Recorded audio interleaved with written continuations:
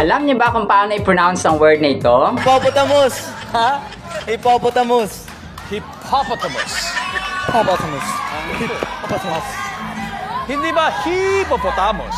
This animal name has 5 syllables. Hippopotamus. Using American English pronunciation, we're putting the stresses on the first and third syllables. So it's hippopotamus. Hippopotamus. It's easy, right? Would you mind giving a shot? Outstanding. Pero take note, ang pinakamahabang phobia word sa buong mundo na hippopotamonsosis phobia ay hindi talaga takot sa mga hippopotamus. Nilagay lang nila itong hippopoto mga kasambreros para pag pinakinggan natin ay mas nakakatakot siya. Kasi nga, di ba, yung mukha ng mga hippopotamus ay nakakatakot. So, ganun po siya. Muli, ito si Kasambrerong Dennis, ang Little Kuya Kim mula Dilotilia Elementary School, New Pangasinan National High School at Southern Mindanao Institute of Technology. Nandito ngayon sa Tagum City na nagsasabing ang buhay at ang purpose ay mahanap natin sa Diyos. Yan ang kalaman na dapat alam mo. Ibuti-buti mo